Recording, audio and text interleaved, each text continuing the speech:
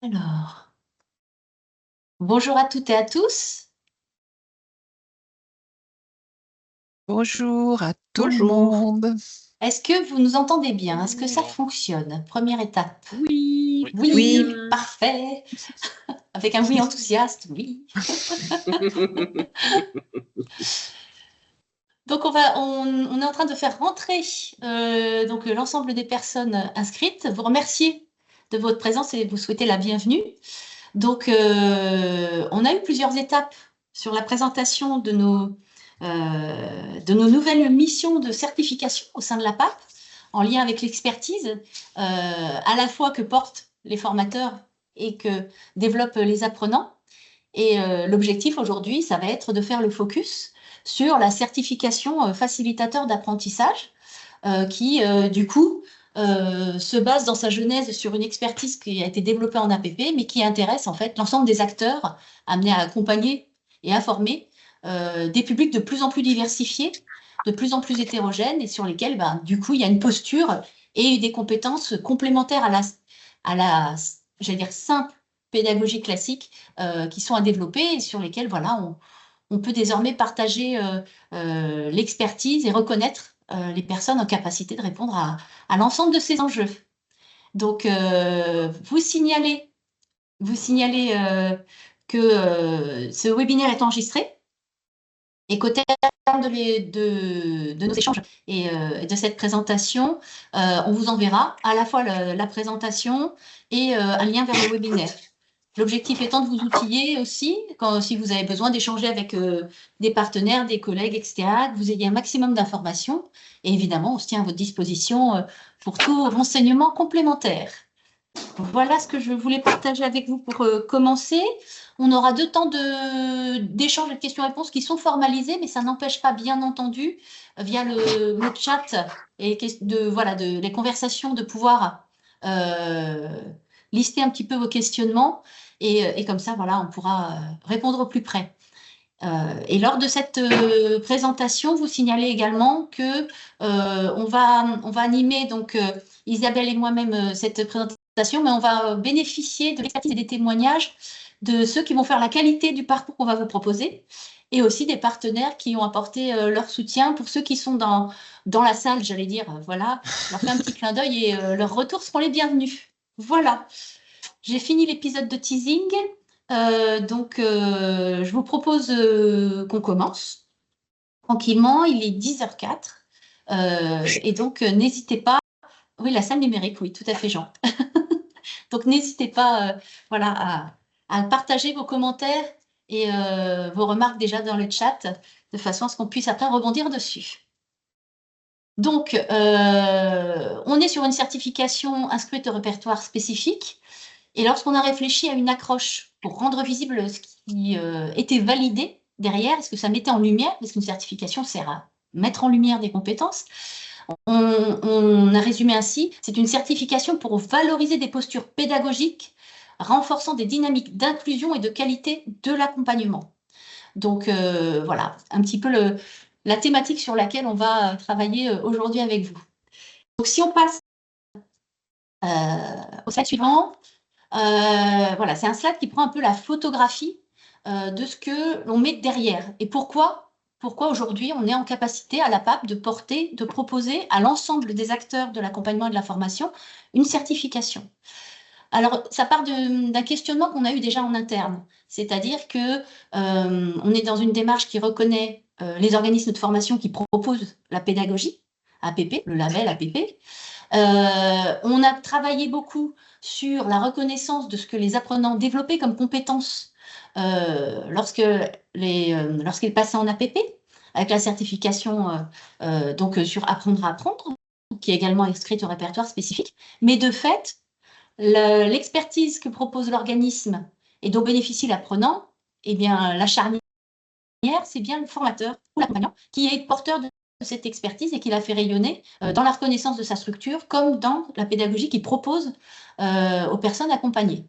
Donc, c'est de là qu'est partie cette volonté de formalisation de ce qui se passait en APP en termes opérationnels et en termes de compétences mobilisées. Et de fait, lorsqu'on s'est interrogé sur cette reconnaissance officielle, et que pour déposer, on a creusé toute la pertinence de la proposition, on a bien vu que beaucoup de travaux avaient eu lieu et confirmaient le besoin de mettre en visibilité ces savoir-faire. Voilà, nous, ça fait 40 ans qu'on le développe en APP, mais en attendant, voilà, il n'y a pas que les APP qui savent ou qui développent ces compétences-là. Et il est important qu'on fasse écosystème de reconnaissance, d'où cette importance. On s'est rendu compte aussi que tous ces éléments de posture ne faisaient l'objet d'aucune reconnaissance officielle, alors que toutes les études disent que c'est ce qui est désormais attendu. Et du coup, on a mis en place une commission prospective au sein du réseau en se posant la question, finalement, qu'est-ce qu'on doit reconnaître, qu'est-ce qu'on doit formaliser, jusqu'où aller. Et finalement, on peut répondre à des besoins qui nous dépassent et on peut contribuer à cet écosystème. Donc, il y a une grande enquête de lancée auprès du réseau, mais également auprès des partenaires. Parce que l'objectif, ce n'est pas de l'autosatisfaction, une certification qui serait uniquement pour se taper dans le dos en interne, c'est pas grand intérêt, mais de se dire, est-ce que c'est pertinent, est-ce que ça répond à un besoin finalement de nos partenaires, des entreprises, des institutions, etc., par rapport aux différents publics accompagnés. Et c'est vrai que le déclic aussi, c'était de lancer une expérimentation en Normandie, parce qu'en Normandie, les APP avaient fait remonter un besoin auprès de la PAP en disant, écoutez, on a du mal à recruter des formateurs, à les garder, mais surtout qu'ils développent la posture et l'expertise attendue en APP, qui est spécifique et qu'on va retrouver dans la suite. Du coup, on s'est lancé dans une expérimentation, une POEC, qui a vraiment porté ses fruits et qui a permis aux formateurs non seulement d'avoir les compétences pédagogiques, mais aussi tous ces éléments de posture de valider, de consolider. Et ça a été les prémices, les prémices en fait du parcours, les premières expérimentations des parcours qui se sont ensuite formalisées, consolidées et organisées dans le cadre de cette proposition. On a vu, et on y reviendra, des partenaires s'engager auprès de nous officiellement lors du dépôt de notre certification. Et lors d'un projet qu'on a porté via 100% inclusion, on avait pu justement commencer à identifier les compétences développées en APP par les formateurs et qui méritaient d'être reconnues. Parallèlement à cela, bien entendu, pour aller au bout de la logique, comme on va être amené à proposer cette certification et qu'on est amené à proposer cette certification à tout accompagnant ou formateur qui se reconnaît, on a fait un énorme travail de refonte de notre catalogue de formation, de façon à ce qu'une partie soit disponible en dehors du réseau. Voilà, donc ça c'est aussi un élément important. L'outillage est prêt, les positionnements sont prêts, et maintenant l'objectif c'est que vous ayez toutes les informations dont vous avez besoin à l'occasion de ce webinaire pour voir si ça fait écho avec vos besoins, si vous avez besoin qu'on rééchange là-dessus. Voilà un petit peu la genèse de notre raisonnement. Donc, si on fait un peu le focus maintenant sur les enjeux qui, au fur et à mesure de la construction de notre candidature, ont pu ressortir aussi, être davantage formalisés. Les enjeux d'aujourd'hui et de demain, en fait, par rapport à cette évolution, on se rend compte que ces compétences qui font l'objet de la certification répondent, j'ai mon anti-sèche, répondent en fait à un vrai besoin du marché, des acteurs de la formation dans un premier temps, parce qu'effectivement, on a vraiment besoin de professionnaliser les acteurs de l'accompagnement et de la formation, parce que les publics se diversifient, les besoins se diversifient, et on identifie une personnalisation incontournable désormais, mais dans la précision de l'accompagnement qu'on va apporter, avec un enjeu. Facilitateur, c'est un mot important. Facilitateur, ça veut dire que c'est la personne qui est accompagnée, qui va prendre confiance en elle, qui va être valorisée dans le parcours et qui va pouvoir ensuite développer son autonomie d'apprentissage grâce à cet enjeu. Ce qui est intéressant, évidemment, aussi pour nous dans les enjeux, c'est d'attester la capacité à créer des contextes favorables aux apprentissages. Et ça, c'est un élément en APP sur lequel on est très vigilant, c'est d'avoir une approche globale de la personne accompagnée et de pouvoir lui donner le choix et qu'elle soit co-constructrice de tout ce qu'on va lui proposer. Voilà, et qu'au fur et à mesure, elle développe cette autonomie et que c'est en cela que l'accompagnant est révélateur de talent, facilitateur, etc. Donc il y a vraiment ce rôle de contribuer à cette remise en confiance et à l'autonomisation de la personne dans ses apprentissages. Et pour cela, eh bien, il faut pouvoir mobiliser tout le panel des opportunités d'apprentissage et toutes les opportunités d'apprentissage. Donc, il s'agit également de développer des postures professionnelles de facilitation, donc ça, je l'ai déjà abordé, et aussi de valoriser les professionnels porteurs de cette expertise complémentaire. Donc, voilà, c'est ce qui a conforté le fait que l'on propose cette certification répertoire spécifique. Et ce que vous voyez en dessous est essentiel, c'est que lorsqu'on a échangé avec nos partenaires, ils ont été plusieurs à s'engager auprès de nous pour soutenir officiellement ce dépôt de certification et on les remercie. Donc la NLCI, NOA, donc nouveau nom du FOD, l'OC Propreté et le Synovdes, en plus des soutiens qu'on a pu avoir après, évidemment. Mais voilà, donc les soutiens de première ligne sont ici et c'est aussi grâce à eux que cette certification a pu être enregistrée au répertoire spécifique. Donc merci à eux et je ne sais pas s'il y en a dans la salle, mais j'aurai l'opportunité de les interpeller ou de leur proposer de prendre la parole s'ils le souhaitent plus tard. Donc du coup, Isabelle, ce qui va être important maintenant, donc Isabelle qui porte ce beau projet de reconnaissance officielle de ces compétences développées, on va rentrer dans précisément ce que les publics concernés, ce que porte comme compétence cette certification. Oui, en tout cas déjà merci Laurence parce que je pense que c'était déjà extrêmement clair et précis et assez exhaustif dans tout ce que tu as dit. Donc les publics concernés en fait par rapport à tout ce travail d'études, etc. Donc effectivement est très très large. Les publics sont à la fois tous les professionnels de la formation tout au long de la vie.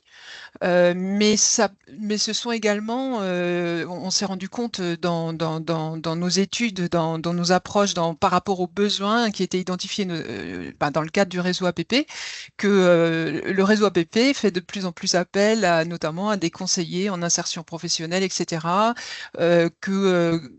Que ces postures, ces besoins sont également les postures des coachs, des tuteurs, et également des professeurs. Hein, je veux dire, c'est pas les professeurs également peuvent avoir le besoin justement de se professionnaliser sur cette posture particulière pour accompagner toute personne et vraiment lui permettre de développer en fait ses capacités d'apprenance. Et donc les formateurs, donc voilà, le panel des publics concernés est vraiment extrêmement large. Donc c'est vraiment tous les professionnels qui ont à cœur vraiment d'accompagner des publics hétérogènes. Et donc dans ces publics hétérogènes, il y a vraiment effectivement une grande variété de profils. Euh, voilà. Et donc en termes de prérequis en fait donc pour aller pour se positionner sur cette certification, donc on s'adresse quand même plutôt à des personnes qui auront déjà au moins une première expérience professionnelle ou qui ont en tout cas un projet pour accompagner justement des publics hétérogènes. Alors là, les compétences attestées par la certification, donc on a 5 compétences professionnelles qui sont attestées, qui sont visibles dans le référentiel de certification. Euh, Laurence en a déjà beaucoup parlé. Elle a déjà fait pas mal de teasing justement sur tout ce que représentaient les enjeux en fait autour de ces compétences.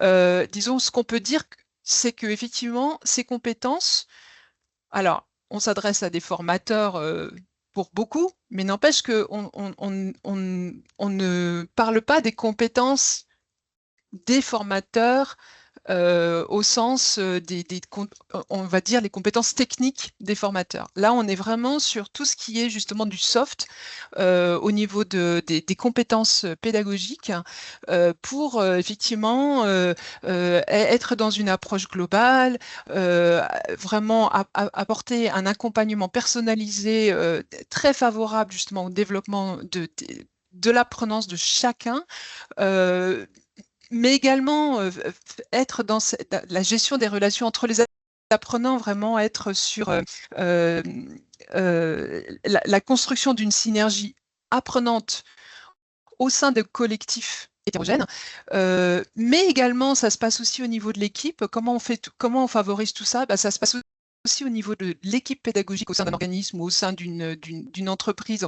Il faut vraiment que les équipes pédagogiques ou tous les accompagnants construisent ensemble en fait les parcours des apprenants pour les mettre, pour favoriser en fait globalement la montée en autonomisation, en développement de la confiance en soi de chacun des apprenants.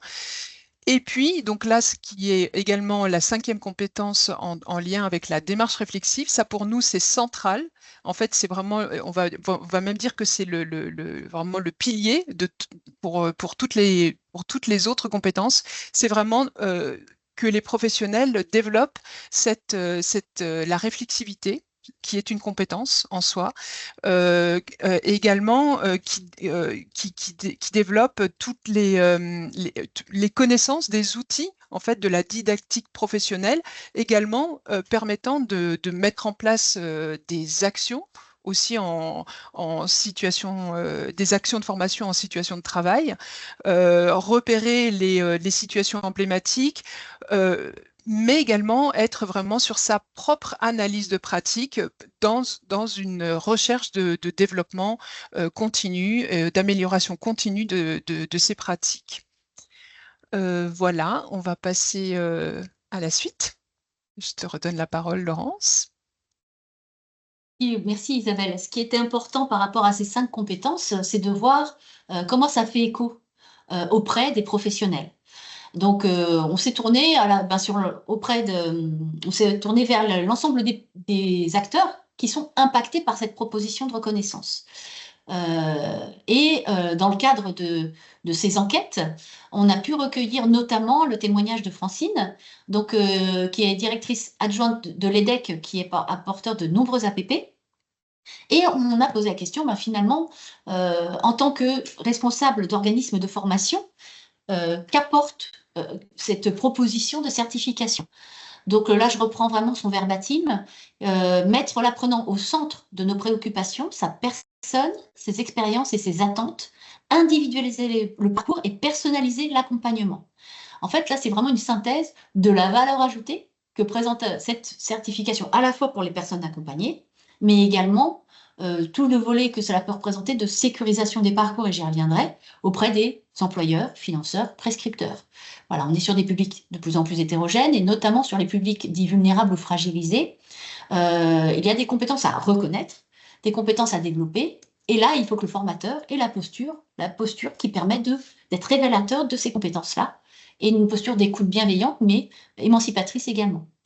Donc du coup, par rapport aux axes de témoignage de Francine, qu'est-ce qui est ressorti le plus? Le fait que, parmi les compétences validées, ça répond aux besoins suivants. L'accompagnement des publics fragilisés exige une posture professionnelle renouvelée. C'est un élément important. Il y a cette capacité dans la certification aussi d'être en vigilance et en veille et en amélioration continue de ces pratiques, qui jouent beaucoup aussi dans la qualité des compétences qui sont développées. L'adaptation constante, donc, est essentielle pour répondre à la diversité des profils. Et à l'EDEC notamment, 60 salariés œuvrent chaque jour à cet engagement d'accueil individualisé. On est également sur une certification qui va nourrir une compétence collective. Donc du coup, ce qui est intéressant également, Isabelle, c'est de voir ce qui se passe du côté des personnes accompagnées et certifiées par rapport à ce parcours. Et on a un témoignage en lien avec la POEC évoqué tout à l'heure. Alors, le témoignage de Benjamin, Donc, qui faisait partie en fait de cette expérimentation, enfin pour nous, enfin qui faisait partie un vrai parcours de formation dans le cadre d'une POEC en Normandie, Mhm. mais qui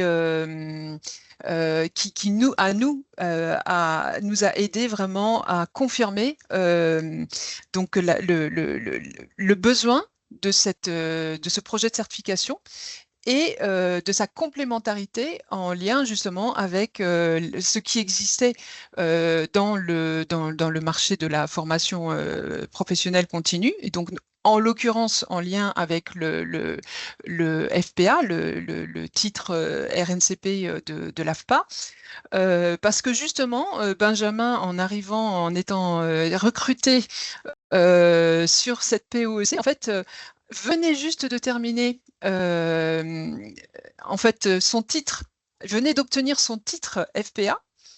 Et donc, il a été dans un premier temps vexé qu'on lui dise, ben, tiens, tu vas encore aller, on te remet encore en formation et tu vas refaire un cycle de 3 mois encore après avoir obtenu ton titre FPA. Donc, il a été dans un premier temps vexé en se disant, mais vraiment, ça veut dire quoi? Je vais vraiment perdre mon temps. Et puis finalement, il est rentré sur ce parcours, donc en APP, hein, la POEC, c'est faite dans l'environnement professionnel des APP pour des besoins vraiment identifiés de chacun des APP qui en ont fait la demande.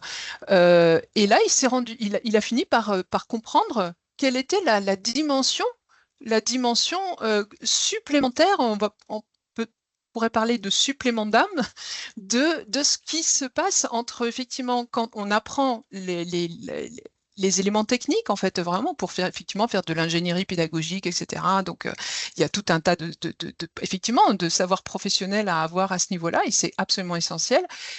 Néanmoins, il y a donc ce supplément d'âme qui va faire la différence euh, dans le développement de la confiance, dans le développement de l'autodétermination, dans le développement vraiment de la motivation, de l'envie des personnes de s'engager, et donc et qui, et qui va faire justement que à la fin d'un parcours en APP, des apprenants, on le dit tous les jours, les apprenants se transforment et vraiment renouvellent complètement leur posture professionnelle.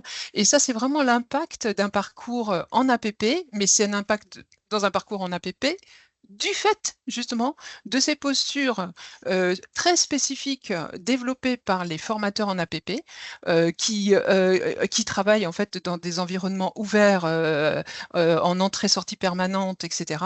Et qui sont vraiment obligés de développer vraiment une agilité, hein, une agilité justement pour construire des parcours individualisés, pour vraiment être sur une approche, sur un accompagnement personnalisé, c'est-à-dire vraiment prendre en considération la dimension, disons, psychologique, émotionnelle, etc., de l'apprenant, parce que ça compte aussi, et c'est absolument vital.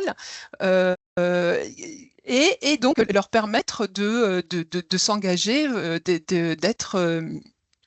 d'être de plus en plus moteurs de leur apprentissage, de vraiment de comprendre pourquoi ils sont là, ce qu'ils ont envie de faire dans la vie, d'identifier des projets de vie, etc.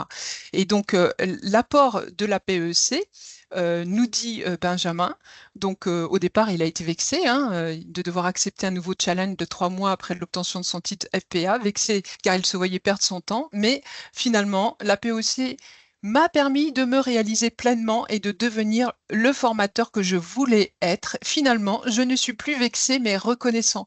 Donc, c'est vraiment ce parcours, et ça, c'est là, on n'était pas évidemment sur la certification, hein, donc sur la base de ça, on a fait tout un travail, mais Benjamin, il faudrait effectivement qu'on le certifie.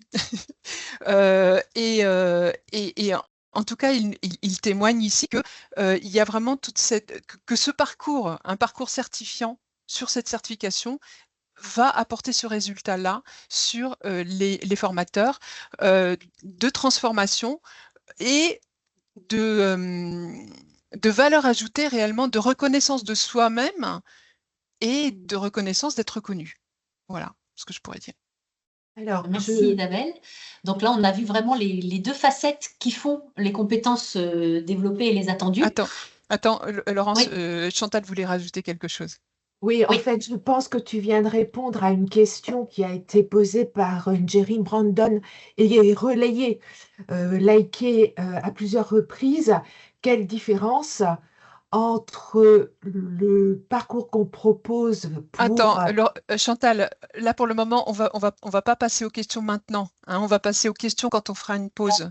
Là pour le moment, on déroule. On reviendra aux questions après. Oui, je l'ai vu effectivement la question et elle correspond à cette complémentarité entre ce qui est proposé en termes de FPA et ce qu'on propose nous en complément, effectivement. Donc, si on rebondit maintenant sur le regard extérieur et pourquoi on a obtenu ces soutiens des différents acteurs de l'accompagnement, de la formation et notamment en lien avec le champ professionnel. Parce que toute certification, pour être inscrite au répertoire spécifique, doit répondre à un besoin sur le champ, dans sa branche. Voilà. Donc là, on est reparti des témoignages, des échanges qu'on a pu avoir. Donc, concernant l'OCL Propreté, dans leur lettre de soutien, ils précisaient bien que cette certification constitue une réponse concrète à notre besoin de professionnalisation des formateurs experts métiers, souvent sans posture pédagogique adaptée. Accompagner les apprentissages en général et notamment vis-à-vis de publics plus fragilisés, peut-être fâchés avec l'école ou réticents à se former, ça demande une posture particulière. Et tout expert métier que je peux être, eh bien, je peux avoir besoin d'être accompagnée pour développer cette posture puis la faire reconnaître. Et c'est vraiment là-dessus que, lorsqu'on a échangé avec l'OC Propreté, on s'est reconnu sur ce besoin de développer une proposition d'accompagnement de certification là-dessus.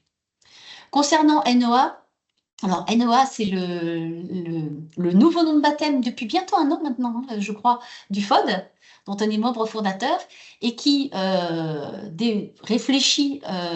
réunit les partenaires pour réfléchir à tout ce qui est formation ouverte à distance, mais également l'enrichissement de la multimodalité.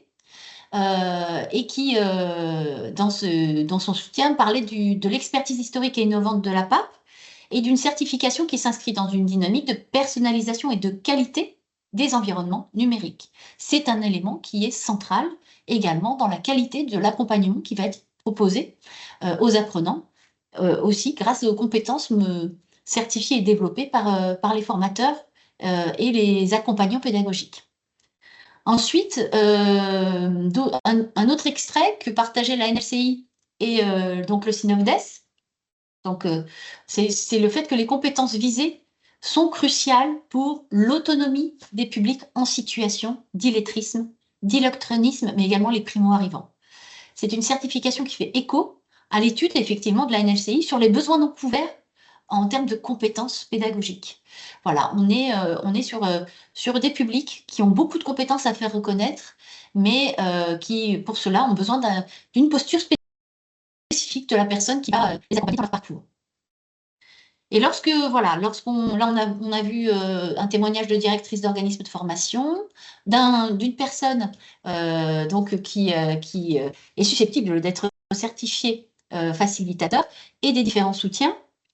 Donc, on a essayé de faire un zoom, en fait, de ce qui ressortait, parce que là, on est forcément très synthétique, mais cette certification, c'est le fruit d'un énorme travail de recensement des besoins, d'analyse, de questionnement, et aussi d'études de différentes ressources et de retours d'expérience et de témoignages, voilà, de l'ensemble des parties prenantes. On a essayé de les synthétiser ici. Donc, pour les accompagnants pédagogiques qui vont être porteurs de cette certification, cela permet de mettre en avant la posture qu'ils adoptent vis-à-vis des apprenants, une posture gratifiante et émancipatrice. Ça peut permettre aussi, c'est beaucoup ressorti aussi dans les retours, notamment du réseau, ça peut permettre de retrouver du sens et du plaisir dans le travail, que de voir cette spécificité dans mon expertise reconnue. Et ça permet de reconnaître ma capacité à utiliser les bons outils vis-à-vis des apprenants en fonction de leurs besoins et en fonction de leurs attentes. Et cette compétence renforce l'autonomisation, voilà, cette capacité émancipatrice auprès des apprenants. Et bien entendu, ça permet de mettre en visibilité ma capacité à répondre au public hétérogène en général et fragilisé en particulier. Du coup, ce qu'on a identifié auprès des employeurs, dans des organismes de formation, mais également à terme des structures d'accompagnement pédagogique au sens plus large, ça permet de reconnaître, voilà, tout simplement, hein, comme toute certification, des compétences spécifiques.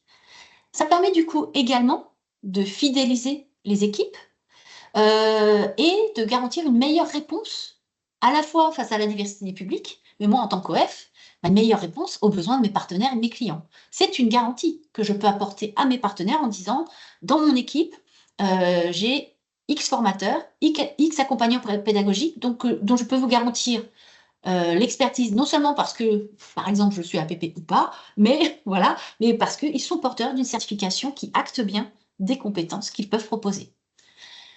On a vu avec ces propretés, mais c'est un besoin qui dépasse telle ou telle branche professionnelle, c'est la professionnalisation des acteurs de terrain qui, parfois en seconde partie de carrière, assez classiquement, vont devenir formateurs en CFA par exemple, mais doivent développer, consolider ou faire reconnaître les compétences pédagogiques spécifiques pour pouvoir accompagner les personnes vers le développement de leurs compétences métiers. Donc ça, c'est un élément qui est transversal par rapport aux branches professionnelles. Et pour les partenaires en général, financeurs, prescripteurs, etc., c'est un élément qui garantit de contribuer à la sécurisation des parcours. Là, très pragmatiquement, je suis financeur d'une formation auprès notamment de publics fragilisés. Le témoignage de la NLCI l'abordait. Cette certification est une garantie de plus que le parcours que va suivre la personne que je vais envoyer se former dans tel organisme auprès de tel formateur, eh bien, ça va aussi contribuer à la sécurisation de son parcours, à son envie d'apprendre et à sa reprise en confiance. Et moi, en tant que financeur, j'ai besoin de raisonner aussi pragmatiquement sur un retour sur investissement, voilà, par rapport à cet aspect-là. Donc ça, ce sont des éléments pragmatiques qui sont très importants. Évidemment, c'est aussi un marqueur de compétences, donc d'identifier les acteurs qui sont en capacité de proposer cela, et d'identifier ceux qui auront une réponse fine en termes d'individualisation des parcours et de personnalisation. On sait tous que ce sont des termes un peu galvaudés. Voilà, tout le monde fait de la personnalisation, tout le monde fait de l'individualisation. Comment le garantir? Certains labels existent, mais aussi au niveau des formateurs, ces garanties-là nourrissent à la fois la reconnaissance de la personne, mais les garanties pour les partenaires de l'organisme qui l'embauche. Donc, voilà un petit peu le panorama global pour poser un petit peu les jalons de ce qu'on voulait vous présenter. Avant de passer sur la modalité opérationnelle associée à la certification en termes de parcours, en termes de propositions, etc., je vous propose qu'on regarde un petit peu si vous avez des questions ou des témoignages à partager. Voir effectivement, Chantal, si dans les conversations, il y a des réponses qui seraient restées des questions qui seraient restées sans réponse, et pas des réponses qui sont restées sans questions, ce serait curieux.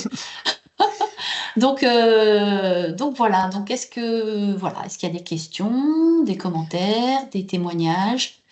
Donc, est-ce que vous pouvez insister davantage sur la différence et la complémentarité entre le titre pro formateur pour adultes et la certification que nous proposons? Alors, juste en intro, Isabelle, préciser qu'effectivement, on a eu l'opportunité, sur l'initiative de la DGEFP et de l'AFPA, de contribuer aux réflexions de l'articulation de la cartographie de la reconnaissance des compétences des formateurs, sur la base justement de la certification qu'on propose, pour pouvoir nourrir cette réflexion sur les complémentarités.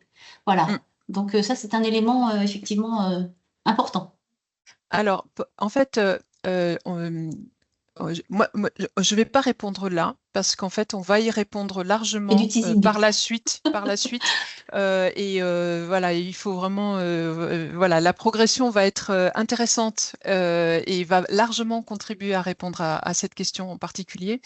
Mais dans tous les cas, donc je redis, donc par rapport effectivement au témoignage de Benjamin, je pense que là, le témoignage de Benjamin qui nous parlait de la danse des postures quand il nous a fait son dossier à la fin de son, donc il nous a vraiment fait tout un truc autour de la danse des postures et que en fait c'est en gros pour l'illustrer de façon un peu visuelle et avec effectivement en lien avec la danse et l'art, parce qu'il y a de l'art derrière toutes ces postures.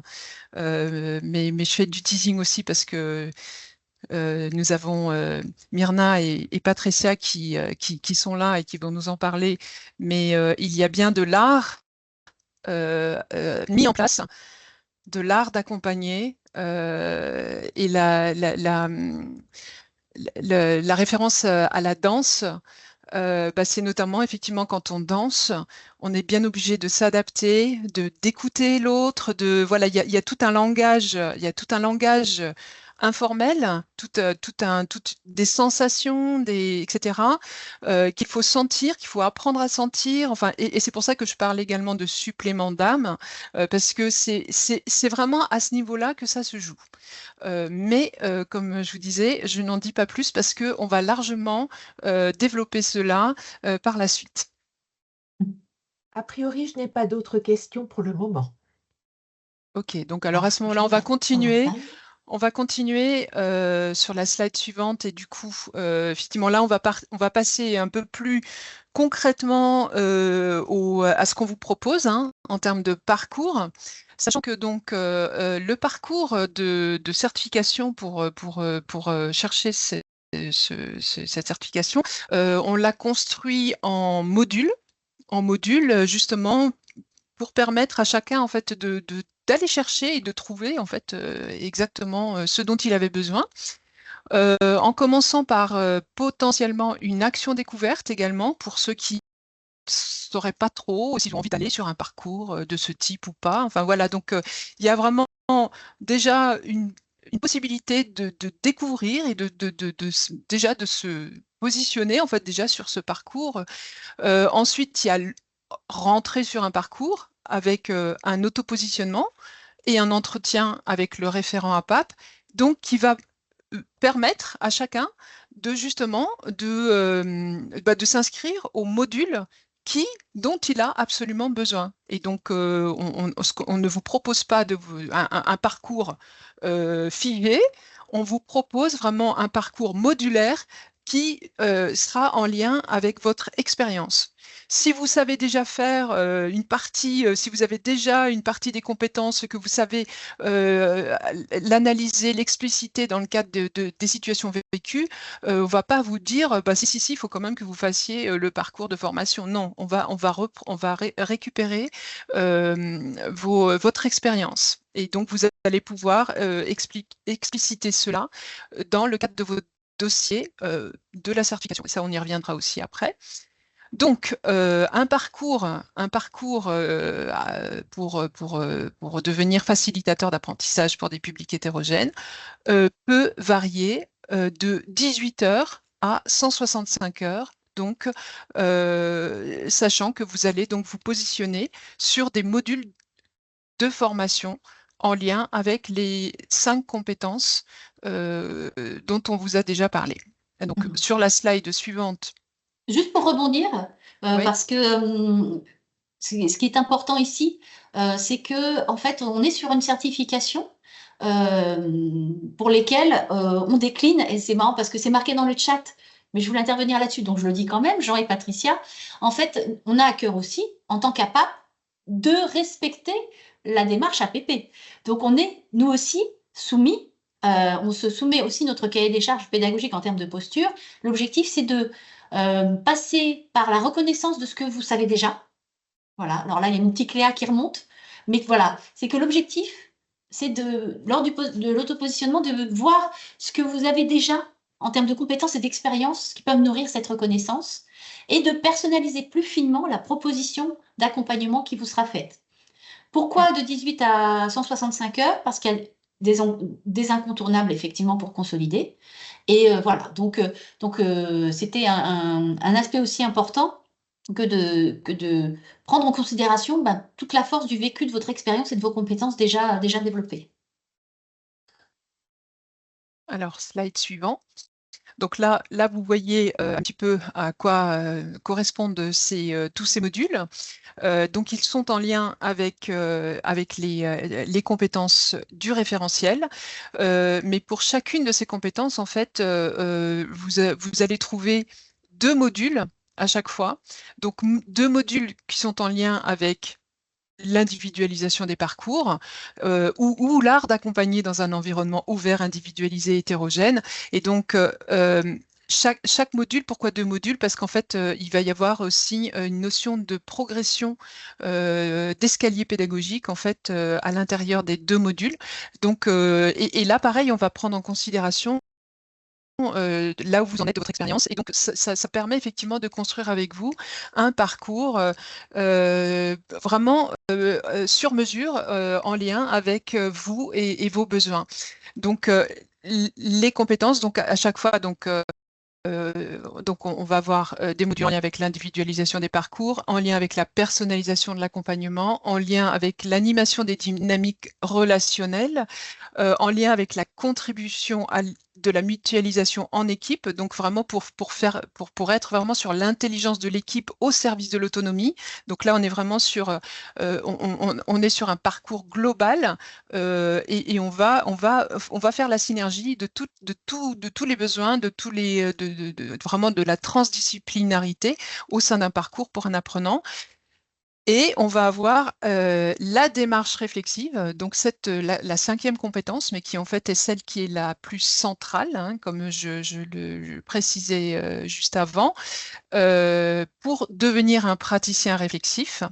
Donc ces 2 modules, donc alors le module F9 en fait est dans le parcours est le seul module qui est obligatoire. C'est pour ça que c'est ce qui marque le minima du parcours. C'est à minima, il y aura à minima le module F9 qui, pour vous permettre justement parce qu'en fait, la certification, le dossier dont on va parler après, va vous demander réellement de vous mettre en réflexivité sur vos pratiques, sur vos situations professionnelles, d'expliciter que vous mettez effectivement en place ces postures. Voilà, c'est pas du déclaratif, ce sera de l'explicitation par rapport à l'analyse de vos pratiques. Et donc ça, c'est vraiment du coup le module dont on ne peut pas se passer. Hein, quel que soit votre niveau, votre expérience. Voilà. À l'intérieur de tout ça, évidemment, il y a aussi une action transversale qui est en lien avec l'accompagnement des apprenants en situation de handicap, parce que c'est un incontournable aussi. Mais ça, donc, voilà, c'est pas non plus un module obligatoire. Voilà. Et alors, à présent, on va passer au slide suivant. Et je vais m'adresser à Myrna, qui est dans la salle. Juste avant, Myrna, je voulais oui. juste faire une intro par rapport justement à vos interventions, à toi et à Patricia. Déjà, vous remercier d'être là et préciser, propose, vous présenter un petit peu, qui fait que on s'adresse à vous aujourd'hui pour proposer et pour appuyer ce parcours. En fait, la PAP porte une cellule de formateurs experts, qu'on appelle également facilitateurs désormais d'ailleurs, qui sont issus du réseau ou sont des partenaires historiques du réseau. Et qui sont en capacité justement d'accompagner la professionnalisation des membres du réseau aujourd'hui et de l'ensemble des accompagnants demain. Donc une cellule qui est issue du panel des formateurs experts. Un autre est dans la salle et parle beaucoup sur les conversations Jean, qui est lui davantage sur tout ce qui est numérique, intelligence artificielle, etc. Donc je lui fais un petit clin d'œil. Et donc aujourd'hui, c'est de vous présenter les personnes que vous allez être amenés à rencontrer et qui vont vous challenger dans le cadre de cet accompagnement vers la certification. Donc voilà, donc on a la chance d'avoir une équipe de facilitateurs issus du réseau ou partenaires historiques, voilà, qui portent justement cette offre pédagogique de notre catalogue de formation. Donc, je voulais déjà les remercier et puis leur donner la parole pour qu'ils nous donnent à voir concrètement de ce qu'on mettra derrière justement ces modules. Voilà, voilà. Donc, merci beaucoup à vous. Et du coup, donc là aussi, par rapport à la question sur la complémentarité, donc c'est à présent, ouvrez grand les oreilles, parce que je pense que c'est là que vous allez tout comprendre. C'est ça. Bravo, c'est très bien dit. À toi, Myrna, merci beaucoup. Voilà. Donc bonjour à toutes et à tous. Donc je suis ravie d'être là aussi. J'avoue que c'était pas prévu dans mon planning, mais j'ai bien compris que c'était quand même important que je sois là. Alors qui je suis? Donc je suis Myrna. Donc beaucoup me connaissent. Alors, je ne sais pas si dans la salle il y a certains que j'ai pu accompagner. Je suis dans les APP, notamment dans la formation, depuis 34 ans maintenant. Enfin 34 ans au mois d'octobre. C'est dire que j'ai beaucoup d'expérience dans l'accompagnement. Alors, je suis tombée comme beaucoup de formateurs de mon âge, un peu par hasard dans le monde de la formation. Salut Sylvie. Et puis, au départ, donc j'avais un public hétérogène, mais je ne connaissais rien au monde de la formation. Mais j'ai tout de suite compris qu'il fallait tout de suite individualiser parce qu'on ne pouvait pas appréhender de la même façon un parcours d'un médecin russe avec une dame analphabète, avec une personne illettrée. Et donc, comme je l'avais déjà dit dans des témoignages précédents, j'ai fait de l'APP sans le savoir. Et très vite, donc le métier par défaut est devenu, je pense, une passion pour moi. Et c'est vrai que je suis aujourd'hui habillée de la posture du formateur APP. Donc, je mange APP, je bois APP, je dors APP. Donc, je suis tout le temps en train de... Donc, effectivement, la danse des postures, hein, c'est tout à fait ça. Je rejoins Benjamin, que j'ai accompagné aussi. Et c'est vrai que... Alors, parfois, c'est un peu compliqué pour moi parce que je n'arrête pas de réfléchir à de nouvelles façons de faire, de nouvelles approches, parce que le public qu'on a est un public fluctuant, ce n'est jamais le même. Aujourd'hui, on a une typologie de public qui a changé et qui me ramène à mes débuts hein, en 91-92. Et il faut savoir s'adapter parce que finalement, quand on fait de la formation, ce n'est pas pour soi, formateur, mais c'est pour l'apprenant. Donc effectivement, il faut toujours remettre l'apprenant au centre du dispositif et l'accompagner au mieux de ses besoins. Alors, il y a effectivement un cadre à mettre en place. Donc, c'est le cadre de l'APP hein, avec le cahier des charges. Et je crois beaucoup en cette vertu du cadre, parce qu'elle permet justement la liberté à l'intérieur du cadre. Donc, s'il n'y a pas de cadre, il y a de l'anarchie. Et même si certains me connaissent comme étant peut-être un peu électron libre, comme disait Laure à une époque, en fait, je suis un électron libre, mais qui est dans un cadre quand même. Et ce qui me permet de pouvoir aller dans tous les chemins que peut permettre l'apprenance, hein, comme dit Jean aussi. Alors, qu'est-ce que je fais dans les APP? Donc, j'ai commencé et je fais toujours tout ce qui est compétences en français, je fais de l'anglais, je fais de la communication orale, je fais du raisonnement logique, apprendre à apprendre. Donc là aussi, j'ai découvert un peu par hasard. Au début, je pensais que c'était un peu inutile parce que l'APP, c'est déjà du apprendre à apprendre. Mais en allant explorer véritablement ce que c'était, aujourd'hui, je suis une grande passionnée de la chose avec donc une modification de mes pratiques, parce qu'en tant que formateur, on est obligé aussi de modifier ses pratiques. Et aujourd'hui, je crois en la vertu du apprendre à apprendre, parce que c'est comprendre comment on fonctionne, comprendre notre cerveau, les mécanismes, comprendre qui on est dans un monde qui fluctue. Donc, voilà, je ne veux pas non plus spoiler la formation, mais c'est vrai que c'est un sujet passionnant et qui est bénéfique à tout le monde, aussi bien aux apprenants qu'aux formateurs, parce que moi, j'ai beaucoup grandi et évolué avec cette dynamique du apprendre à apprendre. Ensuite, le module de l'accompagnement, donc la posture du formateur, l'individualisation, elle est essentielle et je pense que vous êtes tous convaincus que l'individualisation, c'est pas non plus de la solitude. L'idée, c'est pas de mettre des fichiers à un centre source et de dire aux apprenants, vous avez votre feuille de route, allez-y. Au contraire, je veux dire, l'individualisation demande énormément de travail de la part du formateur parce qu'un centre source, c'est animé, c'est vivant, ça bouge. Et la posture du formateur est très importante parce qu'elle va, il va en fait, enfin le ou la formatrice, hein, donc va naviguer, va surfer entre le groupe, l'individualisation, la réflexivité, les ateliers de besoins, ateliers. Oui, c'est un acte social effectivement. Et c'est un acte social, c'est un lieu où les gens vont se rencontrer, vont s'émanciper. Je crois beaucoup à ça, Laurence, moi aussi. Moi, j'aime bien dire que je donne un souffle de liberté aussi aux personnes, que ce soit les formateurs ou les apprenants. Il faut oser être soi-même, oser l'APP dans tout ce que l'APP offre. Et c'est vrai que ce petit supplément d'âme est quelque chose qui est dans l'ADN des APP, mais il ne faut pas non plus en faire quelque chose de... voilà, c'est pas non plus...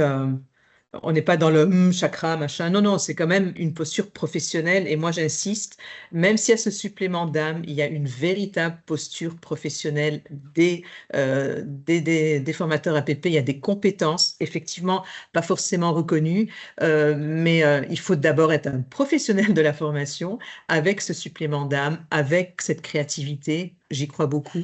En fait, il faut mettre de la couleur et cette palette va être en fonction des apprenants que nous avons, en fonction des publics, en fonction... Mais il faut aussi savoir composer avec les exigences des financeurs, hein, ce n'est pas toujours facile, avec l'administration qui est de plus en plus lourde. Mais il ne faut pas oublier qu'au centre de tout ça, il y a notre petit cercle vert qui est notre cercle de créativité et qui va nous permettre d'emmener nos apprenants très loin. Et ensemble, on va toujours beaucoup plus loin.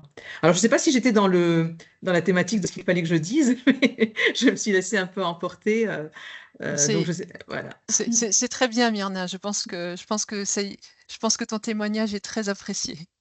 Voilà. Ce qui est intéressant dans ce témoignage, et un grand merci Myrna de t'être rendue disponible, comme je remercie par avance Patricia, c'est de voir que on est sur la reconnaissance de compétences qui sont parfois invisibles même pour ceux qui les portent. Et c'est ça qui est fou, en fait. C'est-à-dire que ce sont des compétences qui peuvent rester invisibles parce que non conscientisées aussi par les formateurs. C'est-à-dire que les problématiques qu'on rencontre avec les apprenants accompagnés, finalement, les formateurs, ils sont aussi soumis. Et cette certification peut permettre aussi d'être révélateur des compétences portées, de l'expertise portée pour la personne même. Donc, c'est un élément très important aussi dans la confiance en soi, dans la fidélisation et puis l'envie. Donc, très, très beau témoignage. Merci beaucoup. Est-ce que vous souhaitez que je parle rapidement des axes ou c'est pas maintenant? Non, je pense que là, pour le moment, on va... il fait un panorama. Ouais. Merci beaucoup. Donc, à présent, je pense que slide suivant. Donc, on va demander à Patricia de nous apporter également son témoignage qui va animer également deux grandes compétences de cette certification. Donc, Patricia. Oui, bonjour à tous, j'espère que vous m'entendez bien. Voilà, comme tu dis, moi je suis Patricia Bonnet, j'en connais maintenant quelques-uns, ça va faire 5 ans, plus que 5 ans maintenant que je collabore avec l'APP. J'ai créé, je suis formatrice indépendante, mais j'ai été d'abord coordo au sein d'un APP qui, bon, est fermé maintenant, mais bon, voilà. Et quand j'ai découvert la démarche en APP, je me suis rendu compte que voilà, c'était ça que je voulais faire en fait. C'est pour ça que j'étais formatrice. J'étais formatrice non pas pour me positionner en tant que sachant et délivrer tout mon savoir et nourrir mon grand besoin de reconnaissance, mais j'étais formatrice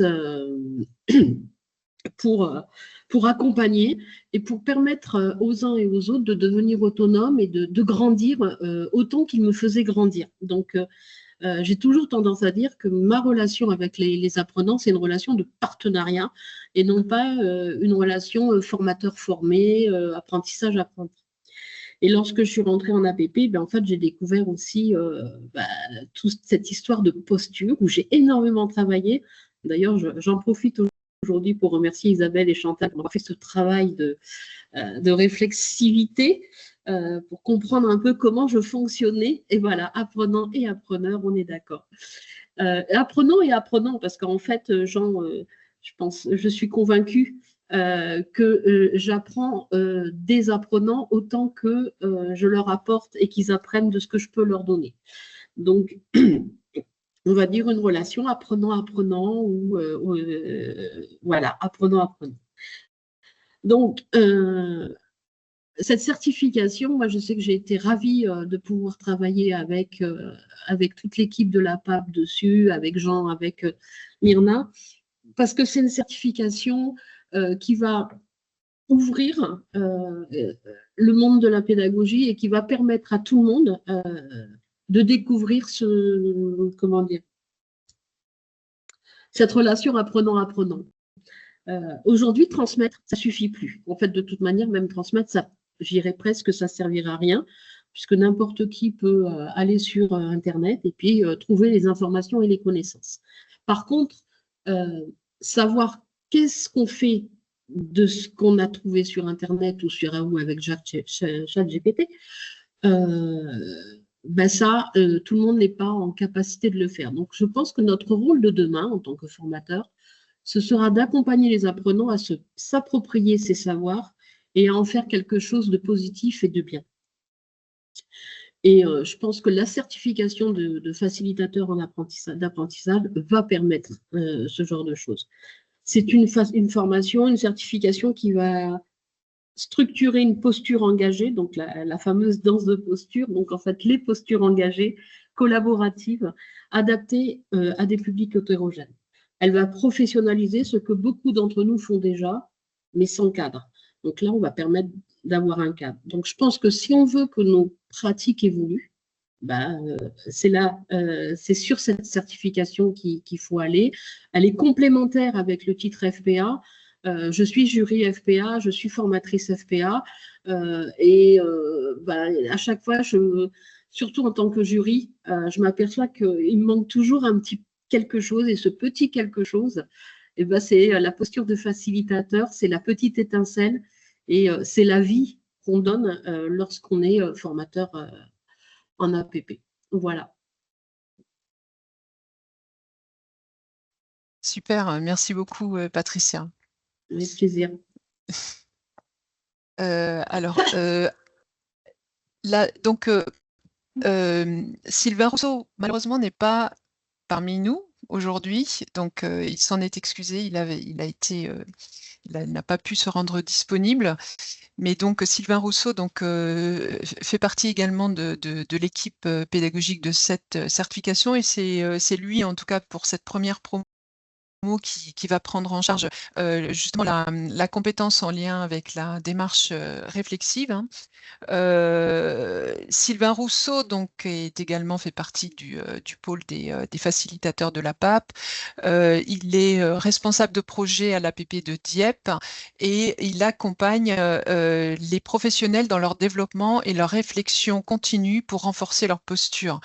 Et en fait, il est surtout, en fait, il est spécialiste de la FEST. Hein, donc, il connaît vraiment toute, la façon de mettre en place des AFEST et de développer justement la réflexivité pour poser un regard critique et constructif sur ces pratiques et faire évoluer en continu ces pratiques. Donc, ce module-là dont je disais qu'il serait le seul obligatoire dans tout le parcours, vise effectivement à permettre à chacun de mieux comprendre également les outils de la didactique professionnelle, de les utiliser pour soi, pour les autres, mettre en place également des actions en formation, actions de formation en situation de travail, et notamment, je pense aux acteurs, aux formateurs métiers, c'est aussi effectivement savoir révéler des situations problématiques et faire travailler là-dessus en situation de travail, travailler en réflexivité, mais toujours en mettant en place les postures du facilitateur qui sont absolument essentielles si on veut effectivement avoir un vrai résultat auprès des salariés, des apprenants qu'on accompagne. Voilà, je pense que j'ai à peu près par rapport à Sylvain. Évidemment, ça aurait été mieux qu'il soit là. On va pouvoir passer à la slide suivante. Donc là, on vous propose un premier calendrier. On parle de la promo 2025. Évidemment, il y en aura d'autres, mais là, déjà, on a fait un premier exercice pour vous proposer des dates, des premières dates sur chacun des modules.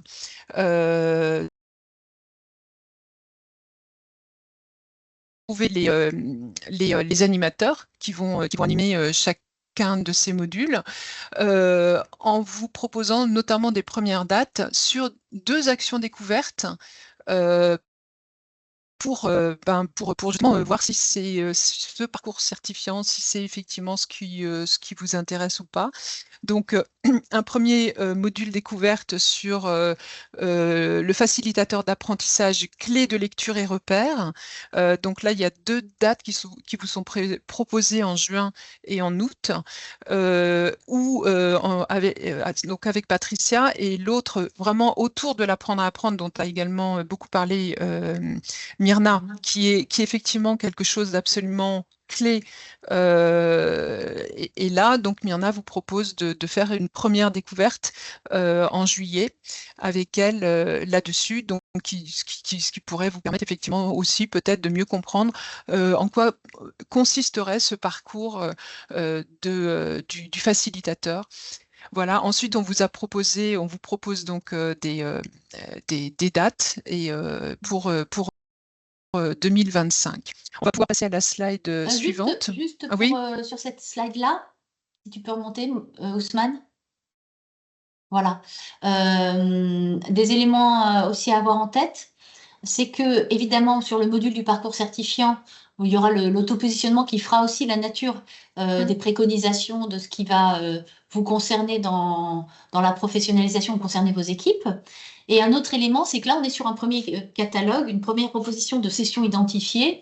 Après, pour des entreprises ou pour des organismes, on envisage, comme on fait déjà dans notre catalogue, on peut proposer des formations en intra. À partir du moment où vous avez 6 personnes qui sont concernées, on peut également se déplacer pour faire des interrégions, etc. Voilà, donc on est aussi dans la personnalisation des parcours des structures.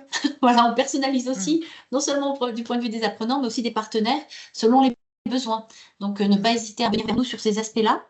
Et voilà, donc c'était juste cette précision que je voulais apporter.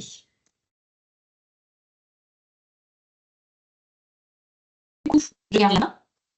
Donc, bien entendu, il est important que vous ayez de la visibilité aussi par rapport à la projection, qu'on vous fasse un tour à 360 degrés de tout ce qui relève de cette proposition de certification. Donc, les tarifs applicables pour 2025 sont ici. Voilà. Donc, vous avez évidemment un tarif public. Donc, comme je l'ai évoqué tout à l'heure, on a un catalogue formation APAP, dont une partie est désormais ouverte à tous les acteurs de l'accompagnement pédagogique et la formation, d'où les différences de tarification que vous voyez ici. Donc, selon le format de la formation et le fait qu'elles sont en distanciel ou en présentiel, les tarifs sont différents. Vous les retrouvez ici, avec des précisions par rapport aux frais de mission et avec le tarif actuellement applicable pour la certification en tant que telle. Voilà, de façon à ce que vous ayez toutes les informations en votre possession par rapport non seulement à vos besoins, mais aussi à tout ce qui va être programmation d'une part et recherche de financement qui maintenant, c'était tout l'enjeu de vous présenter une certification inscrite au répertoire spécifique que de pouvoir ensuite mobiliser tous les axes et toutes les potentialités de financement pour proposer cette certification. Donc, maintenant qu'on a fait ce tour d'horizon, voir un petit peu comment ça se passe, Isabelle, lorsque un candidat va être intéressé, voir un petit peu le chemin qu'il devra suivre. Ok. Donc, alors, quand un candidat candidat est intéressé, donc on le verra aussi un peu plus précisément après, mais il y a donc le process de candidature. Donc pour ça, on a créé des outils pour ça. Mais dans ce process de candidature, effectivement, on va passer par un auto-positionnement, donc pour déterminer effectivement un parcours, et un entretien justement avec le référent de la PAP qui va vous préinscrire sur un parcours. Donc ensuite, le parcours se lance, parcours de professionnalisation. Quand vous avez terminé votre formation ou quand vous avez suffisamment d'éléments justement pour construire votre dossier d'expérience professionnelle pour le soumettre au jury de la certification, eh bien, ce dossier est transmis à la PAP, qui en fait une étude de recevabilité dans un premier temps, pour voir effectivement s'il manque des choses, etc. Et donc, il vous fait un retour rapidement pour que vous puissiez potentiellement apporter ces compléments. Ensuite, on organise le jury de la certification. Donc, le jury de la certification qui se base sur 2 modalités, mais j'y reviendrai juste après. Et ensuite, donc la décision de la certification où vous recevez votre parchemin, ou éventuellement vous recevez les motifs de la non-validation explicite. Ensuite, donc la slide suivante. Donc sur les modalités d'évaluation, donc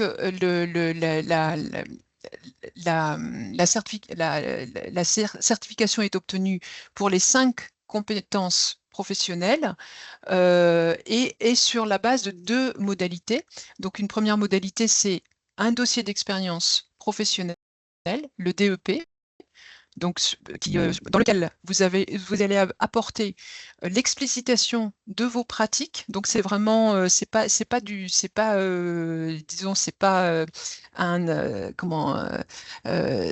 examen théorique, hein. On ne va pas vous interroger sur des éléments théoriques, mais on va réellement vous faire en sorte que vous explicitiez vos pratiques dans le cadre de ces 5 postures professionnelles. Il y a une soutenance orale de votre dossier d'expérience professionnelle devant un jury, donc une soutenance orale et puis un échange avec le jury, avec un questionnement, des questions que les membres du jury peuvent vous poser pour clarifier certains points de votre dossier. Voilà. Et donc, je vais repasser la main à Laurence pour la suite. Merci Isabelle. Donc voilà, là on a fait le tour de ce qu'on souhaitait vous présenter. Donc un petit exercice de synthèse maintenant. C'est quelles sont les étapes à suivre si je veux devenir facilitateur d'apprentissage ou si je veux accompagner mes équipes, des membres de mon équipe, vers cette reconnaissance et cette certification. Alors vous avez ici un QR code. Donc, l'objectif, c'est de s'informer. Si vous souhaitez avoir des informations complémentaires, etc., vous allez avoir ce Padlet avec les fiches d'information et tous les formulaires d'inscription à la formation, ainsi que l'adresse mail contact que vous retrouvez déjà ici, pour toute question, pour toute demande d'échange complémentaire, pour toute demande de devis ou que sais-je encore. Voilà, si vous avez des questions, c'est ici que ça se passe. Et ensuite, suite à ce recueil d'informations et qui va de façon à outiller votre réflexion, voire votre décision, eh bien, il s'agira de vous positionner ou de positionner les membres de votre équipe. Et il s'agira du coup de remplir une fiche de préinscription et de permettre au candidat donc de remplir son test d'autopositionnement qui donnera lieu ensuite à l'entretien qu'on a évoqué.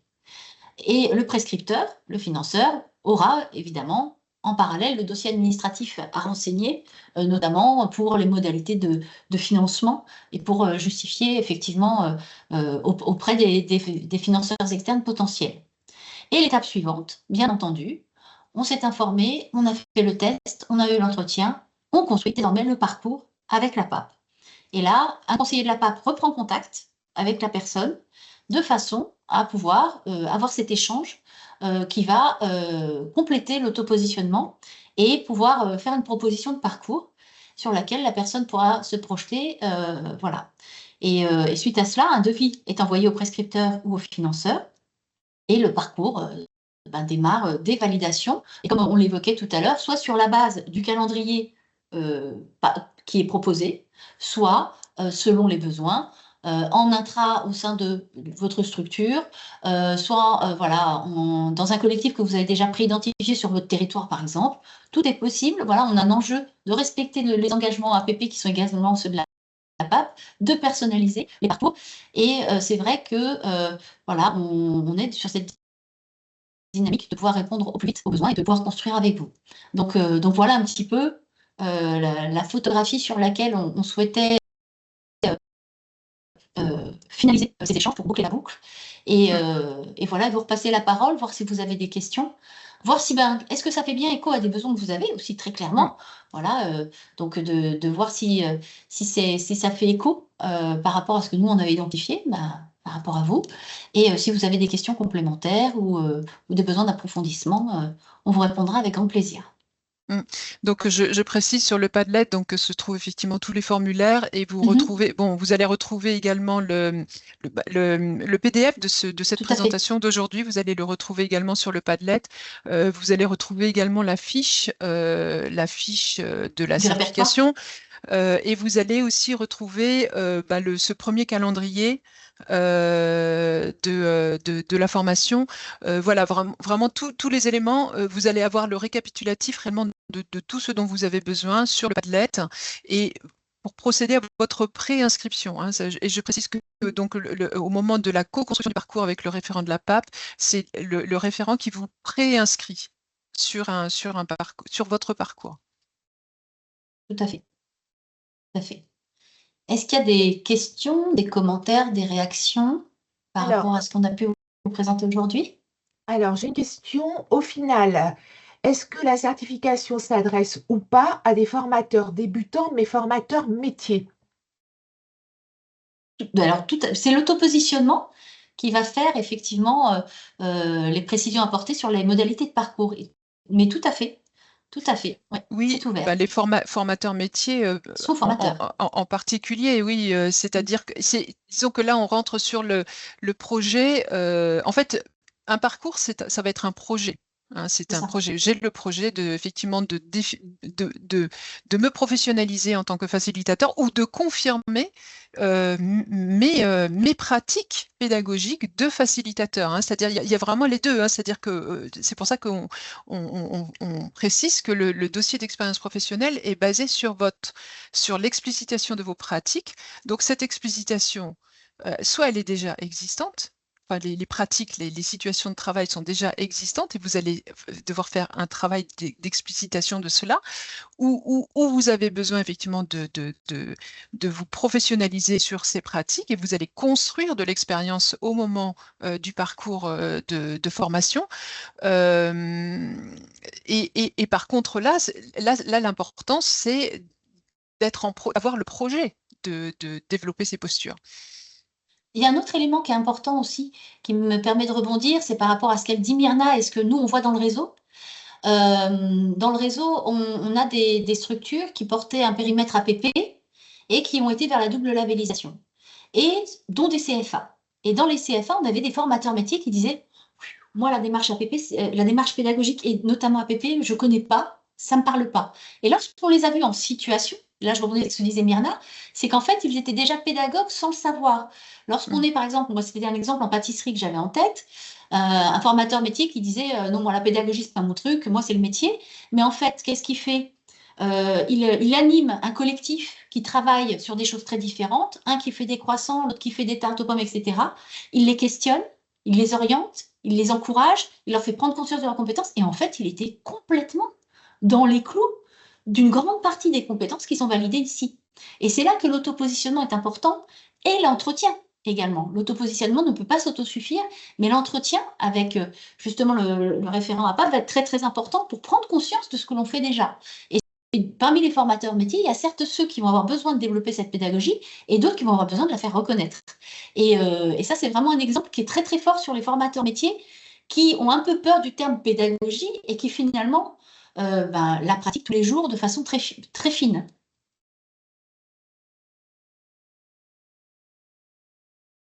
Est-ce qu'il y a d'autres questions ou réactions par rapport à ce qu'on a pu partager avec vous aujourd'hui? Très bien.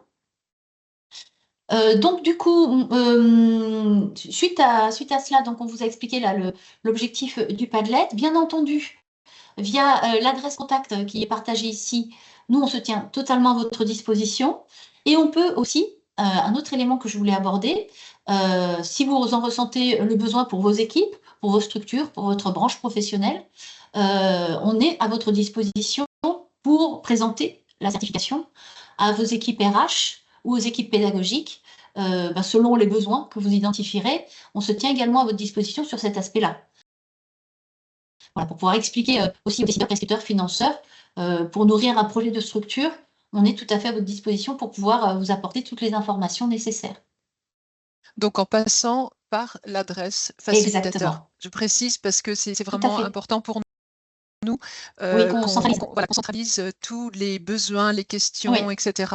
Mhm. par rapport à cette certification avec cette adresse. C'est pour ça qu'on l'a créée. Exactement. Exactement. Donc, écoutez, je pense qu'on a fait le tour de ce qu'on voulait partager avec vous. On espère avoir répondu à vos questionnements et apporté des éclairages par rapport à cette opportunité de reconnaissance et d'accompagnement de vos équipes.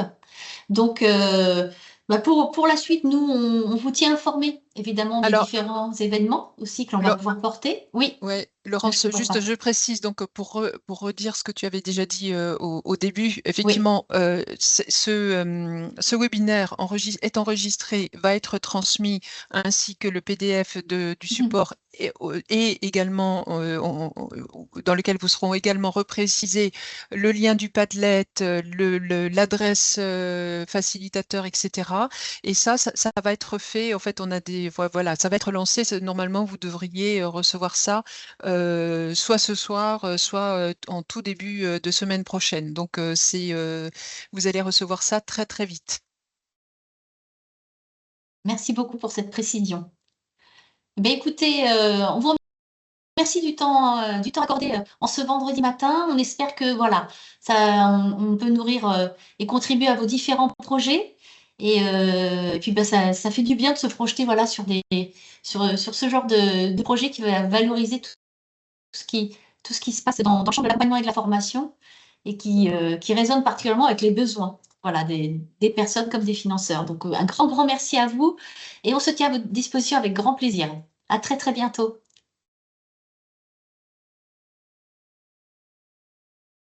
Merci. Alors.